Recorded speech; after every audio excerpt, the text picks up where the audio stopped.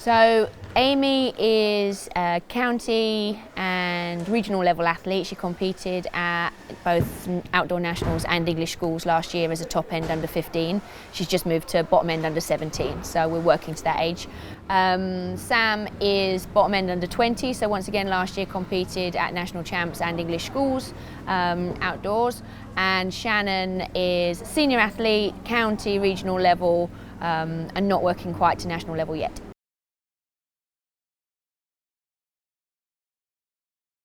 So the session tonight is a lot of drills, a lot of working on plant takeoff, resistance. At this time of year we drill a lot before we get back to longer runs. The rest of the week they will have done track work, conditioning, sprints, plyos. So during the vault session it is just a lot of vault technical work.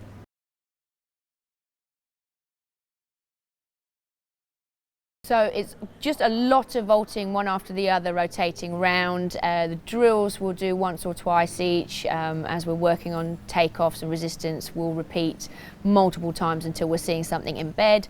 Once we've got on the run up, at this time of year, we're still working back 6 steps, 8 steps, 10 steps, 12 steps, getting the rhythm of the run and getting used to the flow of everything.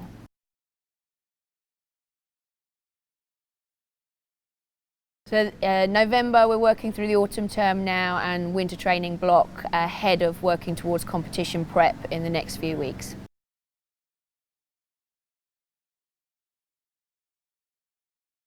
So we start with heart rate raising activity, get them jogging, get them moving. They may well have been sitting down at school all day.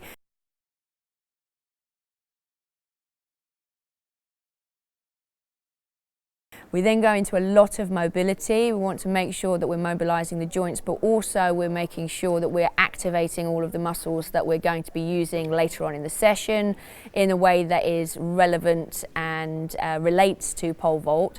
We'll try and add in and include some core activation and core activity during that mobility, just to put them under a little bit of pressure. Because I only see these guys once a week, we try and get as much in as possible and be as effective as possible with that warm-up and have it relate to the vault.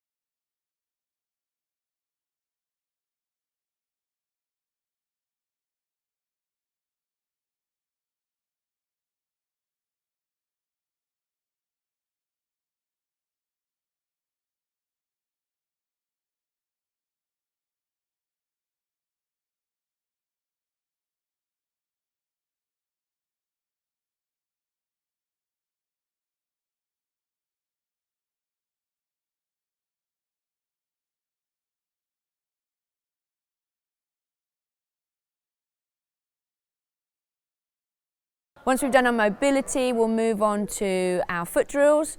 We want to make sure that we can run effectively. If you can't run, you can't take off, you can't vault. So we've got to have really good running mechanics. And where we carry the pole in pole vault and it adds extra weight to the run, we've got to make sure this is better than ever. So we need dorsiflexion in the run, we need dorsiflexion in every drill, knee drive. We're concentrating on efficient movement patterns, hips over feet, and good posture.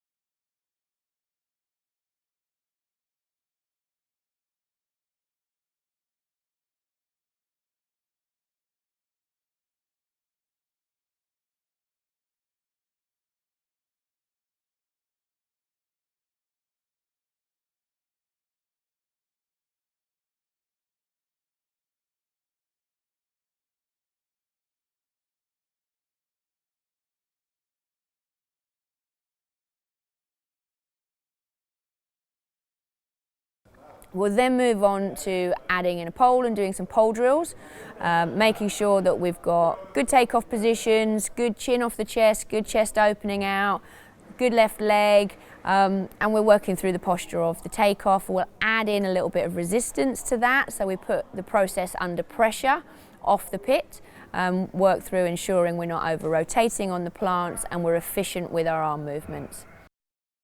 So with the pole drills, we started off with a one-step, we call it a one-step over the toppy, because you're just moving that hand and pressing over the top. The aim of the game is to drive the knee and make sure you're pressing through that left leg takeoff and moving the pole forward. So we have to keep moving the pole throughout every drill, throughout every vault. So one step over the top, chest up, eyes up, driving forwards.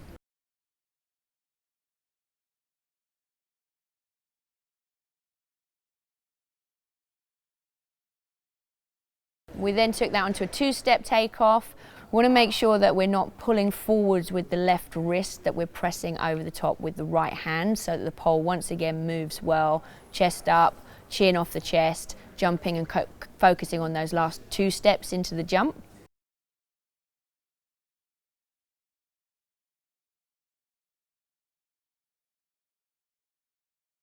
We then took that to a four-step running plant, but without the pole touching the ground, so with no bung touch, which means they have to keep their chest up and not over-rotate. The weight of the pole in front of them can often pull an athlete forwards.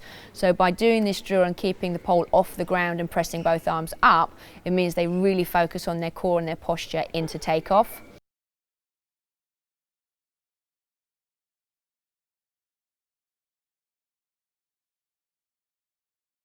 Moving that onto a six-step running plant where they are dropping the tip, dropping the pole over that left hand into a strong plant and being tall. So we're feeling like that right arm and that top arm is being pulled off the ground by the pole dropping over your support arm and your left arm.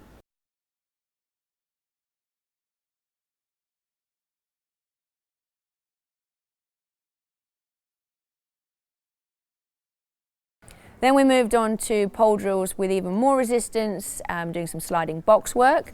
So taking off into a little bit of resistance so that we're once again putting that takeoff under pressure and the process under pressure off the pit and training those movement patterns with some resistance.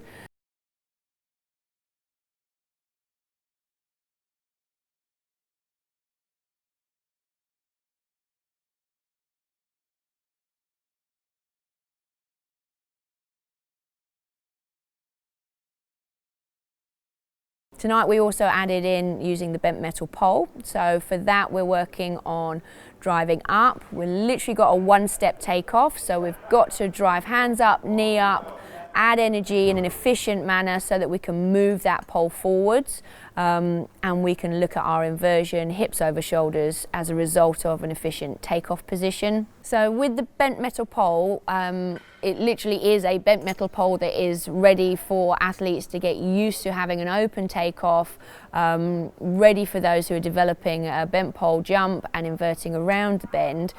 We've got a tennis ball on the end of it to protect the end of the pole and the box, but also we have different length extensions that we can switch in and out at the end of the bent metal pole so that different athletes of different heights and capabilities can use it efficiently for their own capabilities.